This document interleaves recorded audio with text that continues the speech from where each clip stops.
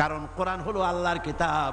ওয়ামান আসদাকু মিনাল্লাহি কিলা, আল্লাহর চাইতে সত্যবাদী আর কে হতে পারে? আল্লাহ পাক বলছেন আফাতুমিনুনা বিবাদিল কিতাবি ওয়া তাকফুরুনা বিবাদ, তোমরা আল্লাহ পাকের কিছু কথাকে মানবে আর কিছুকে করবে অস্বীকার। এটাই তো ধর্মনিরপেক্ষতাবাদীদের কাজ, ঠিক কিনা? তারা নামাজ রোজা হজ যাকাত করে কার কথা মতো? বলেন না কার কথা মতো? কিন্তু অর্থনীতি, সমাজনীতি, রাজনীতি এগুলি আল্লাহর কথা মতো করে না। বরং এই কথাগুলি যদি কেউ বলে যে ধর্ম, রাজনীতি, অর্থনীতি, সমাজনীতি, ইলেকশন, ভোট, নির্বাচন, স্লোগান, সমাবেশ সব হতে হবে আল্লাহর কোরআন অনুযায়ী, তাহলে ওরা বলে এরা হচ্ছে মৌলবাদী, এরা হচ্ছে মৌলবাদী। আর এই কথাগুলি প্রচার করার জন্য তাদের পত্রিকার অভাব নাই, আছে।